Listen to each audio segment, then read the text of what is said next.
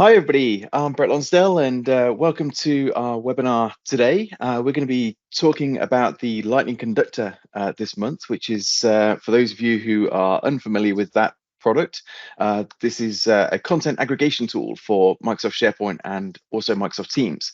So there's going to be lots of exciting things that we share on this webinar, whether you're new to the Lightning Conductor or whether you're a veteran with the Lightning Conductor. If you've used it a lot in the past, you'll be seeing some of the new features that we're pushing out this month, and those new features have actually already been made available via our website. So if you can hang on until the end of the webinar today, or the second half of the webinar, I should say, you're going to be seeing a few new features which hopefully will be able to delight you and your organization and also your customers as well. All right, so first of all, just to give a very quick background on Lightning Tools. So anybody that is unfamiliar with us, you'll just begin to know a little bit about who we are. I'm not going to spend too long there because I know you're probably eager to see the actual product itself. But yeah, first of all, just to give that background. So Lightning Tools is a company that I helped form back in 2007. Yeah, we're on to our 17th year of providing different products for Microsoft SharePoint. These have evolved from SharePoint 2007 right up to the current day, where we're using SharePoint Online and also Microsoft Teams using the framework of the SharePoint framework and the client-side web parts. So we have a number of different tools. These extend different capabilities of Microsoft SharePoint.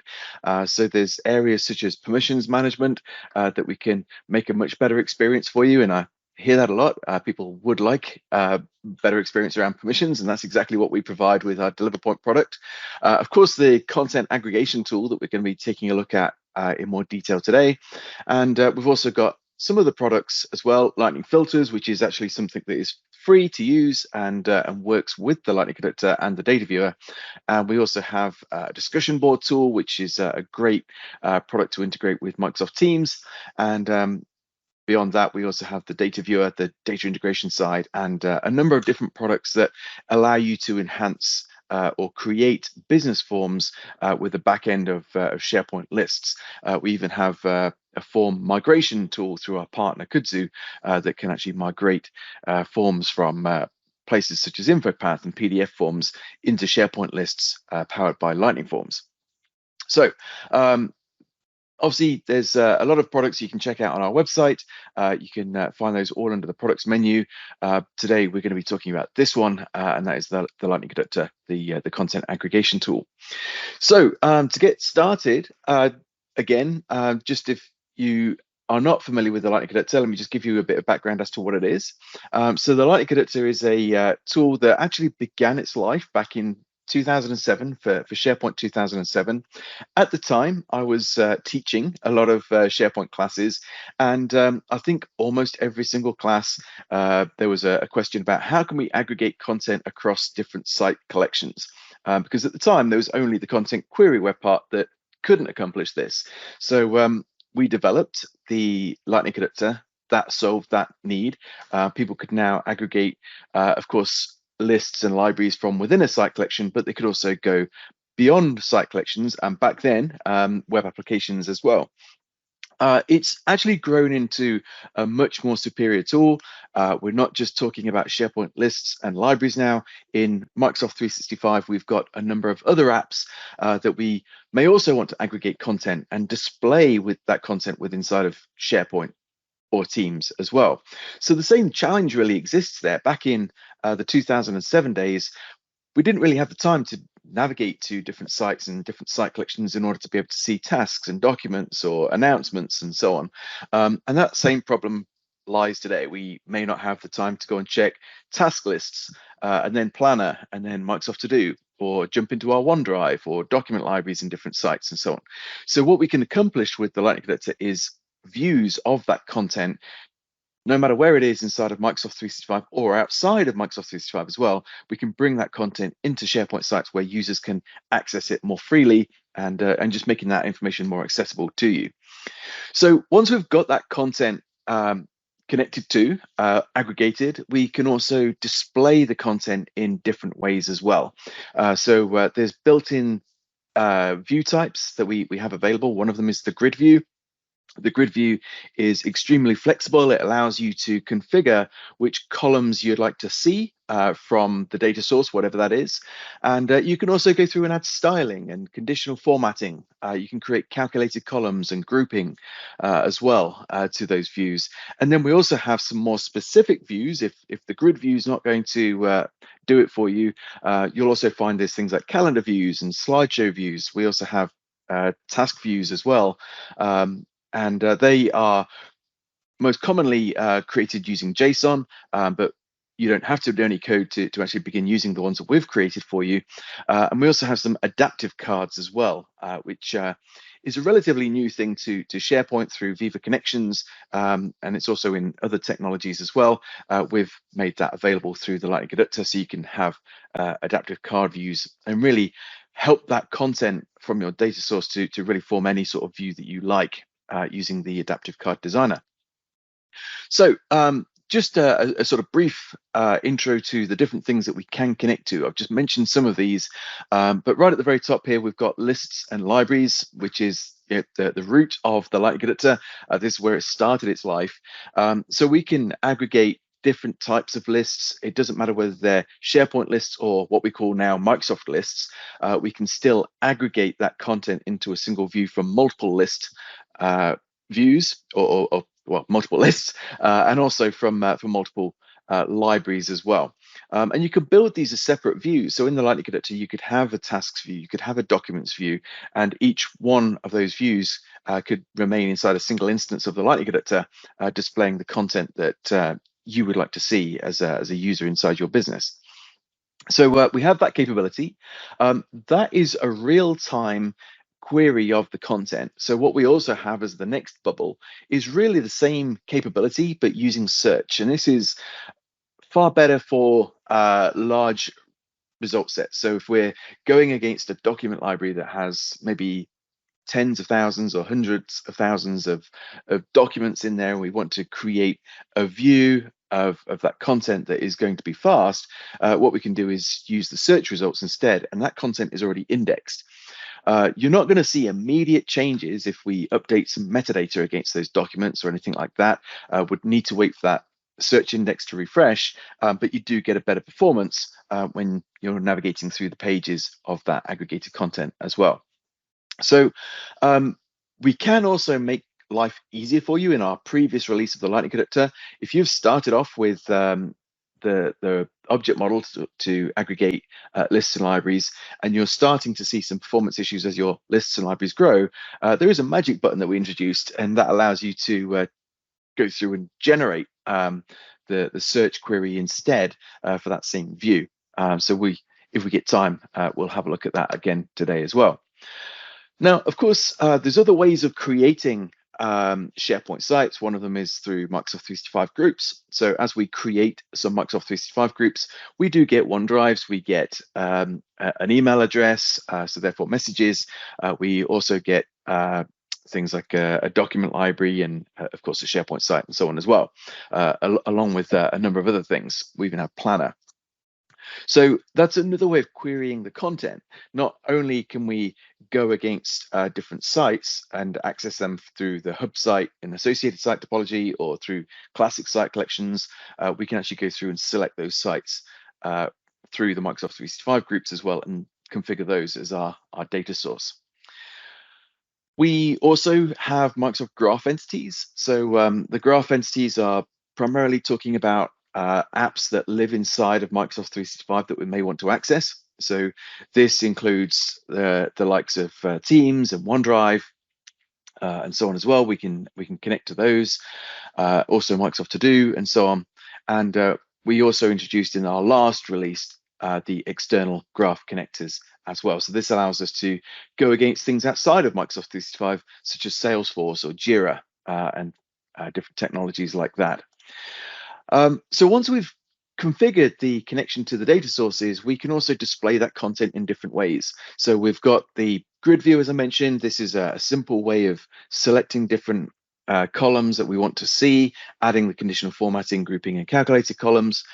We've also got the JSON views, so you can really create whatever you want using JSON, or you can also use some of our templates that we've created, such as the calendar tile and picture templates. There's also task templates and so on in there as well. And you can take those and you can customize them, or you can start from scratch, entirely up to you.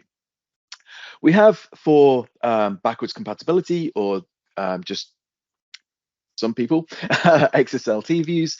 So with the XSLT views, you can also display content in calendars, also Gantt views and things like that too. Really there for backwards compatibility to the classic views that we used to have.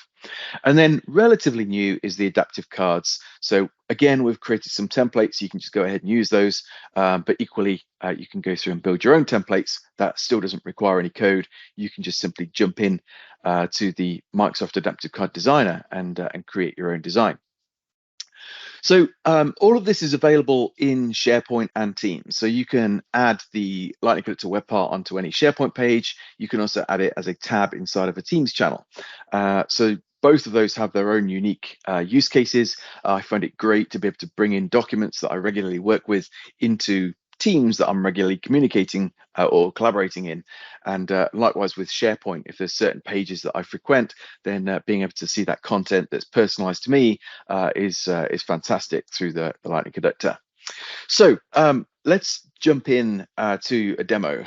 So we're going to bring up SharePoint now. And I'm just going to go in and create a brand new page. So we'll hit the cog in the top right hand corner, and we're going to come down to add a page. And of course, that's going to create the page for me. We're going to choose this blank one. That will give me the most space. And we'll hit create page here.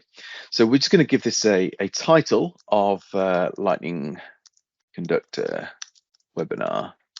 And I'm going to put option 2 because this is the second Lightning Conductor webinar that I've done in the last 24 hours. So we're going to go through and add the Lightning Conductor. So we can add this as a web part onto the page. And we're going to build several views. If you are already using the Lightning Conductor and you're familiar with the sort of things that I'm going to be doing here, hold tight, because what we are going to do is introduce some new features based on the views that I'm creating here. So one of the things I'm going to do first of all is just sort of set the scene by aggregating some content from some of the different lists and libraries that we have. And we're going to start off actually with document libraries. And we can do that using this quick configuration here. Quick configuration is really catering for some of the more common use cases that we have with the Lightning Conductor. So we can aggregate from things like documents and tasks and events, announcements, etc. These are all the sort of generic list templates that we get inside of SharePoint. However, of course, you may have custom lists, you may have custom content types. All of those, we can still cater for them. It just means that you have to choose the other option and jump into the advanced mode. So I'm going to choose documents, and you'll notice that we've built in a few different ways of filtering those in certain views. So we've got the all documents or my documents and my checked out documents. You can start off with those and filter them further if you want, or remove filters. That's entirely up to you. I'm just going to remain with the all documents, and then we can also choose some scopes. And again, these are the most common scopes. They're not very granular. We've got things like the current site, which is a hub site, and associated sites, or we can choose the current site collection, the current site and its subsites, etc. And we've even got current tenant, which is everywhere inside our tenant. And we can do that using the real-time queries, or also using the search, which I mentioned is going to give you better performance. So I'm going to select the current site and associated sites as my scope. And again, in the advanced mode, we can be more specific. We can select certain sites from across different site collections and hubs if we want to. There's two different ways with documents of displaying them, the grid view or the tile view. We're going to start off with the grid view, and I'm also going to display some person avatars, which is going to allow me to see who created or who modified the documents. So rather than just seeing their name, we'll actually get the avatar, the person behind those. So you can see that starting to render it inside the view now.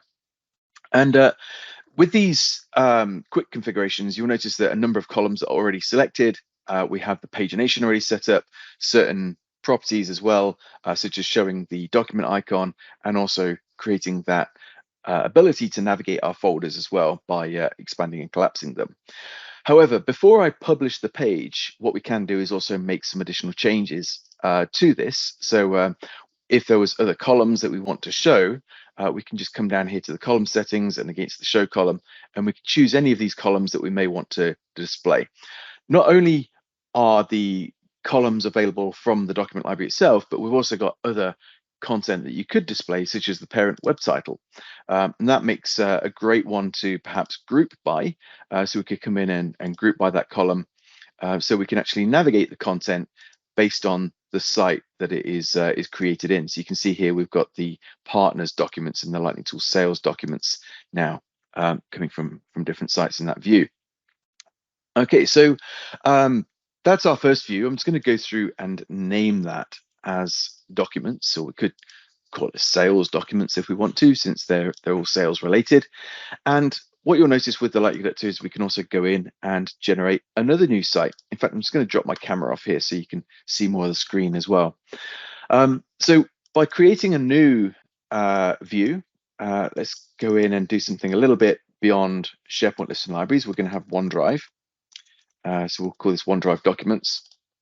And instead of going against document libraries, we're going to come down here to Drive Items. So Drive Items is OneDrive using the Microsoft Graph. And again, there's a couple of different views in here we could use. So items that have been shared with me by other users, or we can also have My Drive Items, which is going to be, again, personal to me. It's the OneDrive items that I've created. So already that view is available. So notice how we've got all of the different file names. We've got the created, modified date, and also the file size as well. So two different views with lots of content. And I also want to show you using search. So let's just do tenant documents, and we'll bring in this time documents coming from the current tenant, but using search. And again, we'll display the avatars there. I just want to give you an idea of the performance contrast here. I know I spelled tenant wrong, by the way. Heavy fingers this morning. Yeah, here's 165 pages of documents that have been brought back, and there's approximately 50 documents per page, I believe. So yeah, we can see those displaying instantly across that tenant, and they're all going to be security trimmed as well. Okay, so there's just a few different views, of course, all based around documents, and we'll vary the story here, and we'll display some tasks. So again, using the quick config, let's bring in some tasks, again, from the current site and its associated sites. And with this one, you'll see some various view options, such as calendar, adaptive cards, and the grid view itself. I'm going to stick with the grid view for the moment, just show you a little bit of the conditional formatting and things like that we can do, and some of the other options. One of the options, I'm just going to step here into the advanced mode for a quick moment, and the reason for doing that is I'm just going to set this option that allows me to open up the tasks when I click onto them into a modern side panel. So we can do that for viewing and editing the tasks. Even if they come from another site, they're going to open up in context with this site as that modern side panel, and that confuses the user a lot less than being navigated to maybe a different site in order to be able to see that task. So while I'm in here, I'm just going to show you some more capabilities of the grid view. We'll add a bit of conditional formatting. I'm going to step this up to show some of the high priority, the normal and the low priority tasks with an icon. So we'll go through and choose an icon, and we'll set some different colors for those icons so we can see clearly high priority tasks versus the normal priority tasks. So we'll go through and choose a color for that one. And finally, I got that the wrong way around. Anyway, I'll leave that up to your imagination to know what it would look like if it was correct, or we could just completely confuse people with different color formatting. There we are. So our low priority is actually amber, our normal priority is green, and we've got high priority is red. So we can do that kind of conditional formatting, which is useful. And we can also set pill colors like we've got on the task status, and we can also have just changing the font or the background color and things like that using conditions as well. So there's tasks coming from task lists, and what I'm also going to do is show you planner tasks And we could go against the graph directly to the planner tasks themselves, which I'm going to do here. So using the graph, we've got that content coming in from planner tasks, and we could also have planner plans, which is kind of the parent to the tasks. So we're going to go and grab the planner plans here, and I'm going to show you a JSON view now using the task view. So notice that we can move away from the grid view that we've got to really a sort of custom view where we could go in and add new plans if we want to, or sorry, new tasks. So I could add something to the sales plan. So maybe sell more. There we go. And we could choose a date for that to be done by, and we could go through and assign it to certain users and so on, and just basically add that one. So we don't have to leave SharePoint or leave Teams in order to go in and add some of these plans to the or tasks to the plans. All right, so several different views there that we've created, and I'm just going to show you a couple more. One of them is going to be JIRA, so completely change of topic. This is actually going to come from an external data source. You'll notice that JIRA, of course, is not an option for me inside the quick configuration. So I need to get into the advanced mode. And in the advanced mode, this is where we've got these 4 tabs down the left-hand side. I can choose the data source provider. So one of those is actually the graph connectors rollup provider. And as we go through to the data source here, you'll notice that any graph connectors that I've configured through Microsoft 365 admin are available here for me to use. And I could simply go through and select the JIRA demo. I could also bring in content from Salesforce or from our website as well. So multiple different options available to me there. We could create a query string, we can limit the number of items, etc. We can also select the columns that we want to see. So we can go through and choose all of those.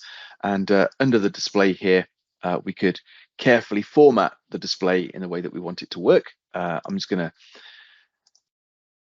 accept the default, which is just going to be really unformatted. We've just got lots of content coming in, but you've seen the capabilities of the formatting that we can now start to apply to this.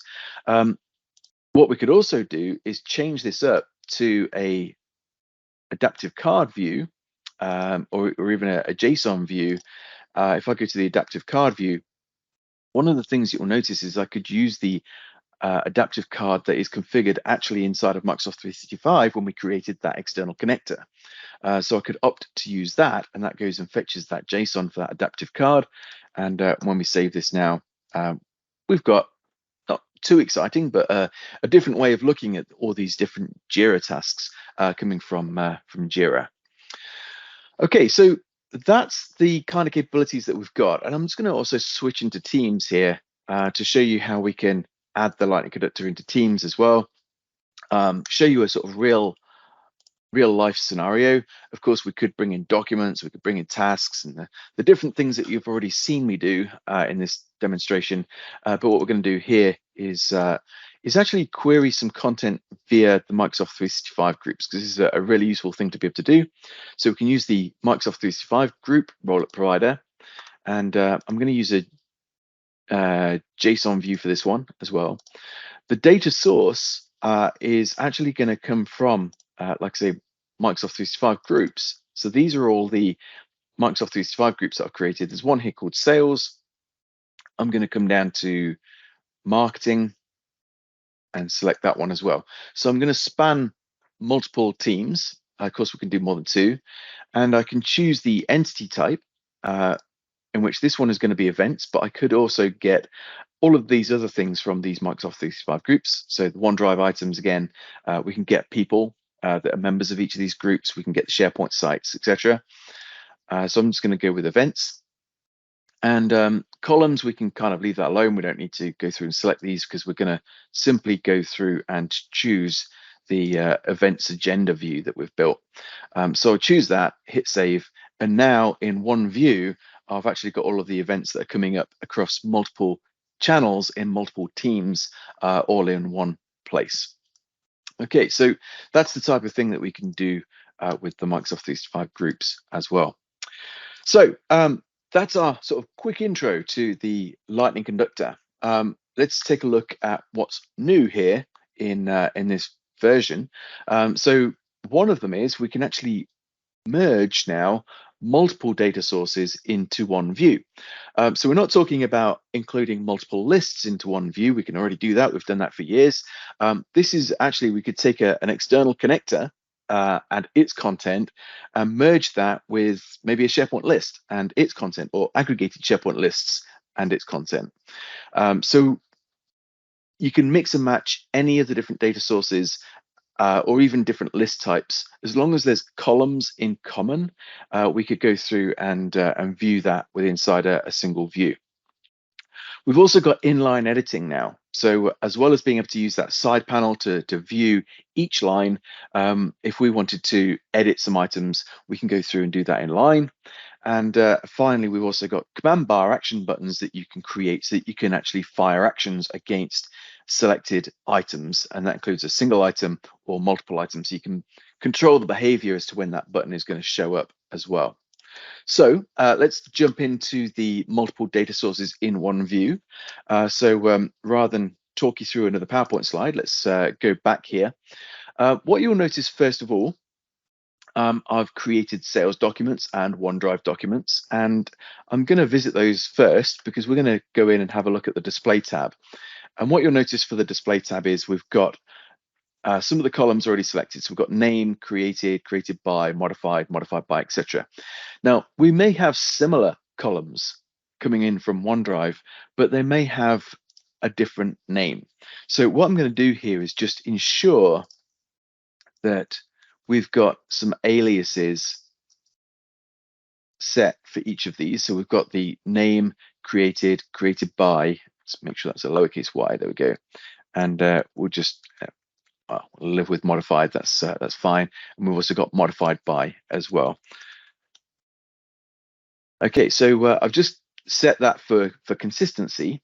So we'll have that being displayed as the columns here in our sales documents. Yeah, I've dropped the space out of some of those. And if we now go into our OneDrive items, you'll notice there's some slight changes. We've also got name here, created, modified, file size. So if we see that, we've got the created and the modified, that should work already for us along with name.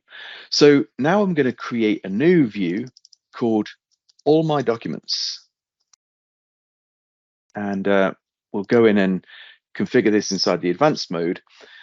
We're going to select this new provider called multiple views. So effectively, we've already got to create the views before we can do this.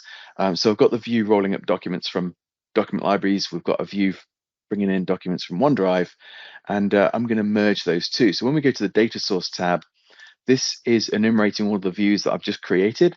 And what I can do is go through and choose the OneDrive documents, and I can also choose the sales documents as well.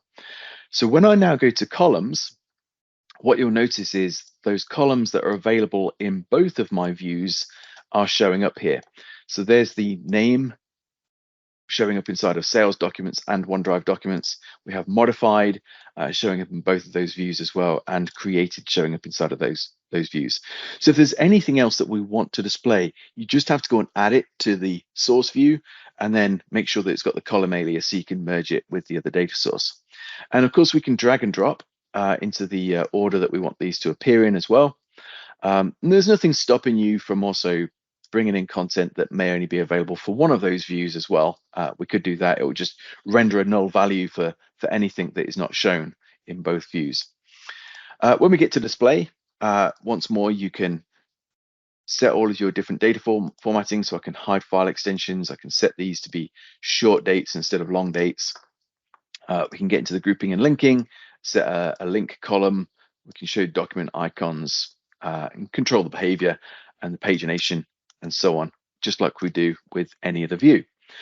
So once I've gone through and set all of that, we can just hit save here, and I can jump into the All My Documents view. And in here, we've now got documents coming from those document libraries, as well as my OneDrive, all merged together. And in case you or unless you took a mental note of all those documents, you may have to trust me, but we'll do another example of this one as well, where it's going to be a bit more obvious. My task list, you'll see here, has 5 tasks in it, and we've also got our planner tasks that have 6 tasks in there. So what we'll do is merge those. I'll call this all my tasks. And again, we're going to jump into the advanced mode by choosing other. We'll go to the multiple views, combining provider, and under the data source tab, we'll now choose the planner tasks and tasks. And again, you'll see that not all of these columns have a common alias. So I'm just going to choose this one. You've seen how I can set the alias for each of these. So I'll just leave it like that. And when we go to display here, let's just accept it without any formatting. We'll come down to all my tasks, and there's all 11 tasks displaying from those 2 sources. Even though they're completely different technologies behind the scenes, we're still able to merge those into a single view.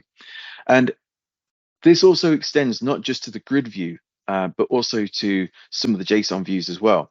So if you wanted to show these tasks inside a calendar, or show documents inside a tile view, etc., you can accomplish that with that new data source provider as well.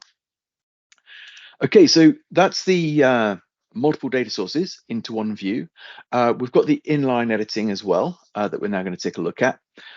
So this is effectively it. I'm going to show you how we can go in and enable the inline editing, which will work for the grid view. Of course, you could implement the same with some JSON and so on if you wanted to, but this is a feature that we've already created for our grid view here.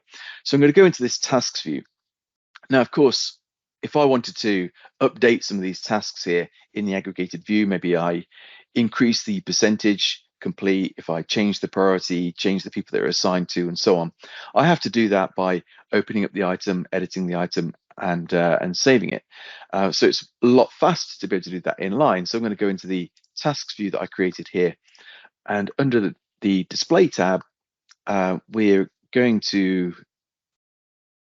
expand this grouping and linking section, and in there, sorry, ignore that. I'll collapse that again. There was no need.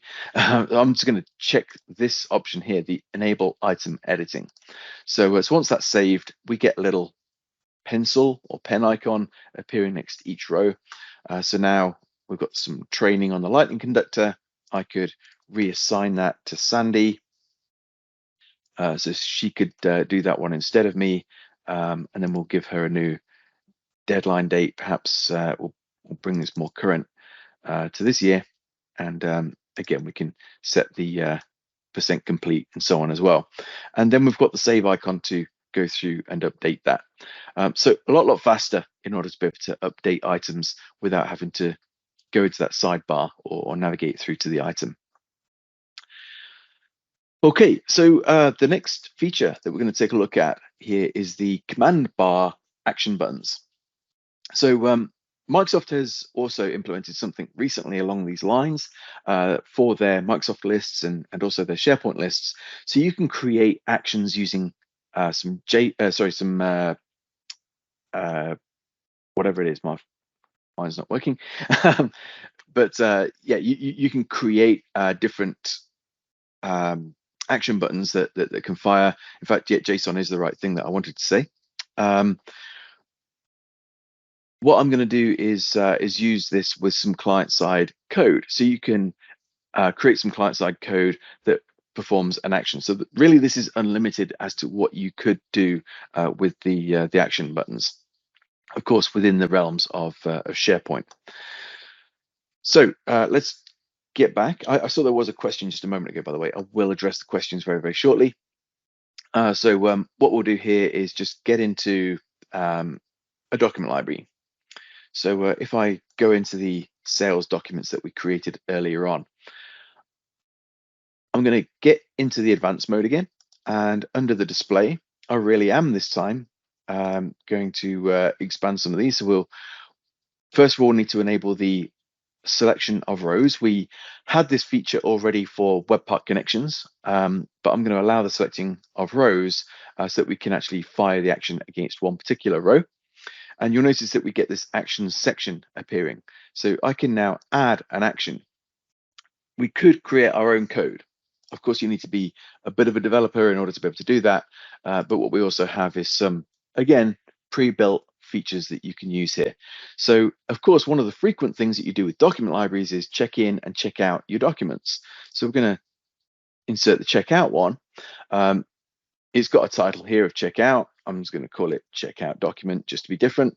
And we could also set the icon. Currently it's using these arrows. We could vary it. There's hundreds of different icons that we could simply choose from. Maybe I'll go with that one instead and save that. So as we save that, that's our checkout document. And then we can also add in a check-in document. And again, we could choose an icon. We'll change the wording on that one. And you could add a description as well, which is going to be the tooltip if ever anybody was to hover over your button. They're created. Let's just hit save. And what you'll notice now is I've got the ability to select rows. So here's a document. It's an Excel document. Notice the icon is just the Excel document icon. So I'm now going to go in and choose the checkout document button.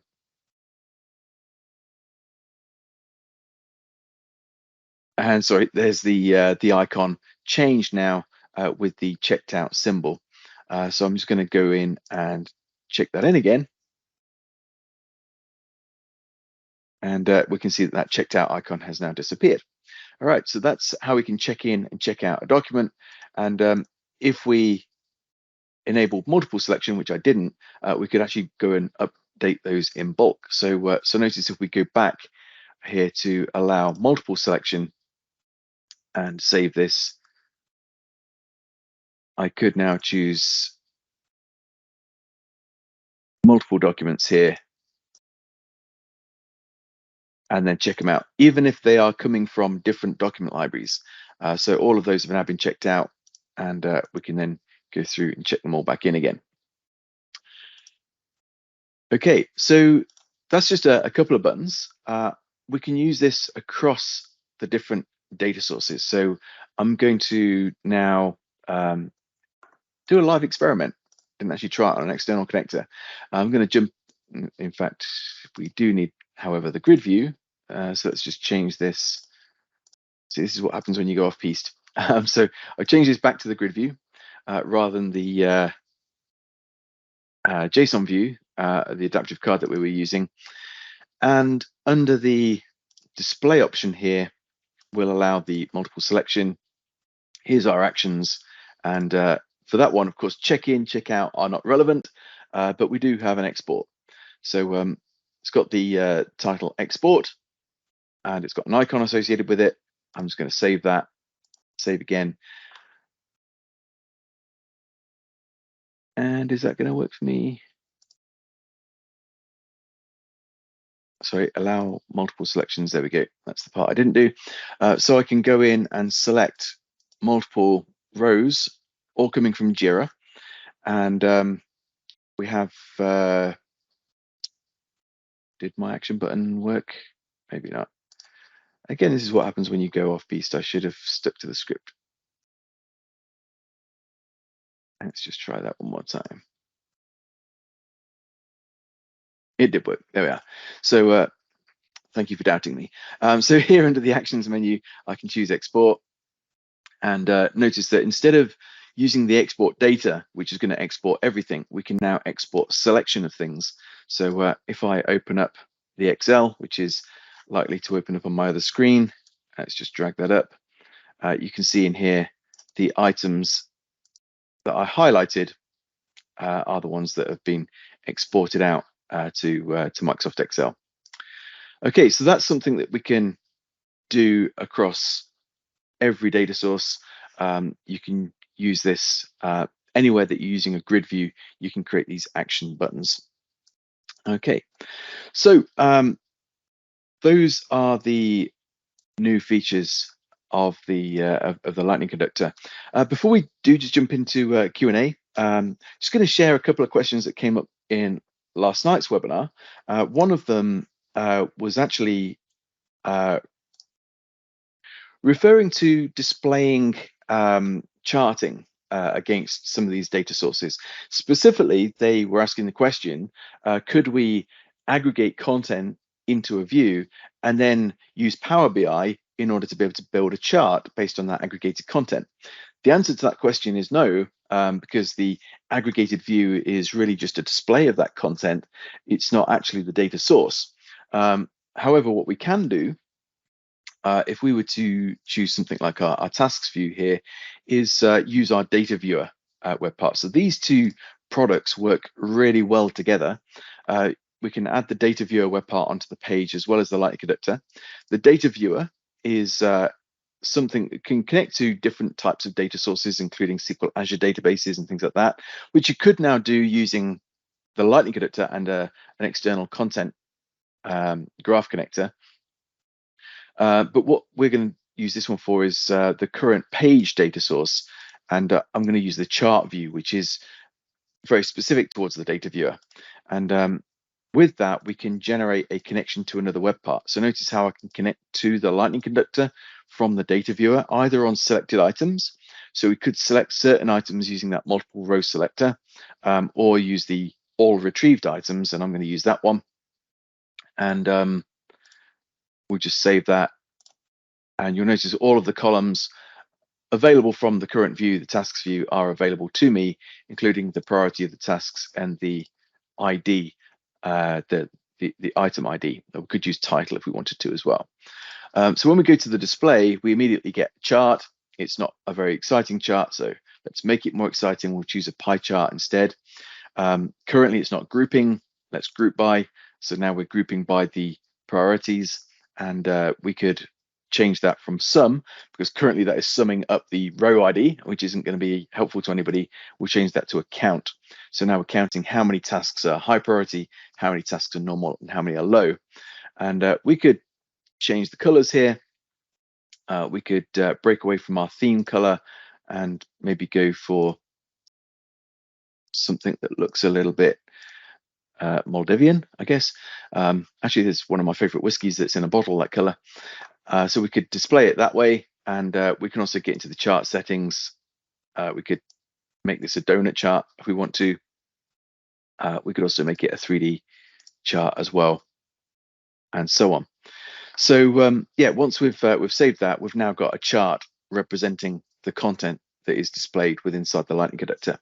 And you can also consume connections with the Lightning Conductor as well. That could be Lightning Conductor to Lightning Conductor, or you can also use things like the Lightning Filters web part, which we mentioned is a free tool.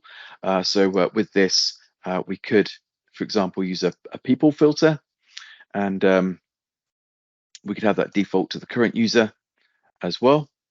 We could make this more friendly for the user by saying select a person. And now when I get into my Lightning Conductor, if we go into the task view here, under columns, I can go against the assigned to, and instead of filtering against me, which will be the currently logged on user, I can use a web part connection there and go against select a person, which is the label that I just set inside my filter web part. So we could pass through the title and save that one. So maybe it wasn't title. Let's just try. No, there we go. It was. So you can see demo user 6 there. As I type in demo user 6 is displaying for me. Okay, so and 100% of those, 100% of those one items is high priority. There we go. So that's working with the filters as well.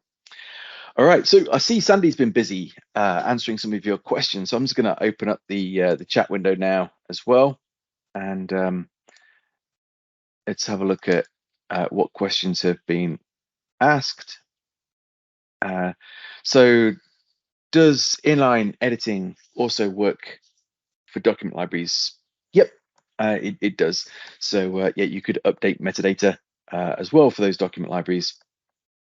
So if we just change here our view to sales documents, and let's get into that. Turn on inline editing.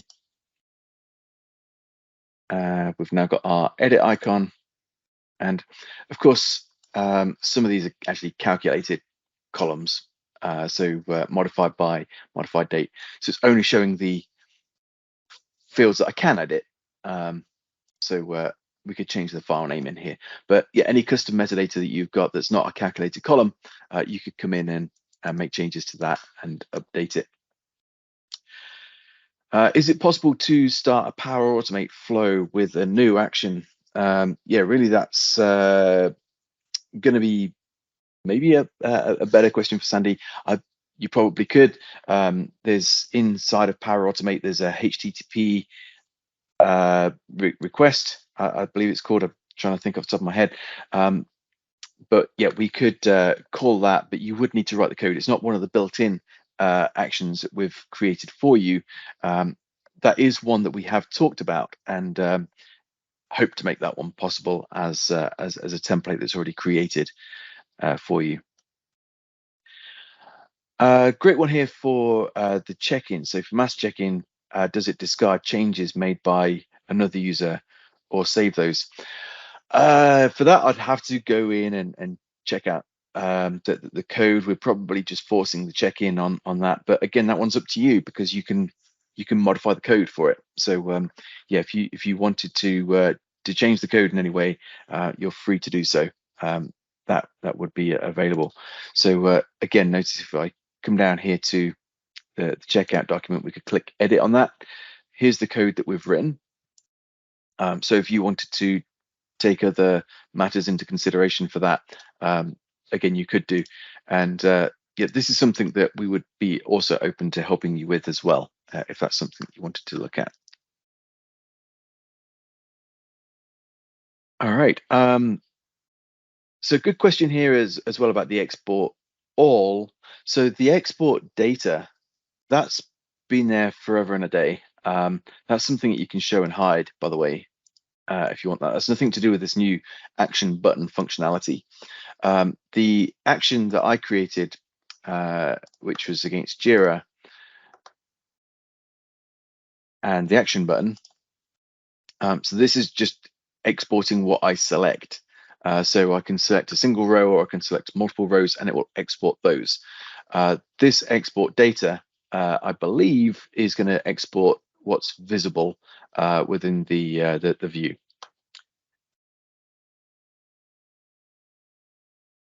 Okay, and I see Sandy's answered some of the others. So yeah, I think that's most of the questions answered. If there is anything that I've just missed by scrolling through the chat there, feel free to reach out to us as well. So again, you can email the sales team on sales@lightningtools.com. You can also email our help team on help@lightningtools.com, and you can email me on brett@lightningtools.com as well. Oh, I have just got a quick ping here. Could we also check the Q&A panel? Beg your pardon. Let's jump into that. There's questions here. So let me turn my camera on as well for some of these. All right, so we've got, does the Lightning Conductor provide an option to have a count of documents with specific filters? Yeah, so what we could do here is create a summary function. So I'll do this against documents, since that's what your question was. If we go into the columns, so every column, for example, is going to have an ID. So if I select the ID column here, and then I go to display, I can add a summary function to that ID, which could be a count, and we can choose whether that's going to be a count at the end of all of the data, at the end of each page, or the end of each group if you are grouping by some of the metadata as well. And you can add a display text in there, so I could have yeah, count of documents, and choose a display format. I'll have all of those boxes ticked. So if we now go into our sales documents, notice in here, may need to just collapse this down a little bit, but yeah, notice we've got the number of documents there. So this is 72 documents per page, I guess, and then how many documents are in each group as well. In fact, sorry, we've got total documents in the view, documents per page, and then documents per group. Okay, what connections need to be set up in order to pull data from Salesforce? So there's actually a good demo of this in our previously recorded webinar. But yeah, if you go into your Microsoft 365 admin, and I'll probably have to cast my mind back to where it is. But anyway, you can go into the Microsoft 365 admin. You can then generate a external connector is what you're looking for. So that that is in our last webinar. I'll point you to that after this call as well, so you can watch that. But yeah, you could connect that to Salesforce, JIRA. There's a number of built-in ones like that you can just work with, but it's not limited to those. You can virtually connect it to anything as well. All right, and then there's one other question here about document libraries and folders. So if the documents are saved in folders, is it possible to show only the documents in one column and the related folder in another column? Yeah. So again, we could amend this this document view here. So under the display, what this one was doing, and remember this was created using the quick configuration, under the grouping and linking, I've set it to group by folders. We could take that out. So we're no longer grouping in that way. So that's going to flatten the hierarchy. And then we've got the name. The name is going to be corresponding with the name of the document or the name of the folder. So I think that alone should do it. But what you could also do is add a parent folder name. So if I choose that one, we've now got the parent folder name displayed as well. So if I save that view,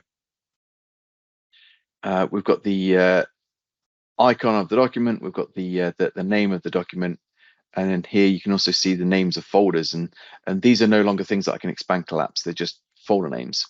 So we're seeing that as a flat hierarchy instead of grouping. So hopefully that is what you're asking there. Okay, I think I've addressed all the questions. So hopefully this was useful to you. If there is any other questions, feel free to get in touch, as I mentioned. Also, if you want to have a private demo, if there's certain content that we've not touched today that you would like to see aggregated, you could always book a demo with us via the Lightning Conductor product page on our website. So just book that. It'll go straight into my calendar. And there's also the trial there as well. If you haven't yet purchased the Lightning Conductor, you could trial it and configure that for yourself and see if it addresses your needs. All right, so thank you very much, everybody. I really enjoyed the webinar. Hopefully you got a lot out of it and hope to see you soon. Bye for now.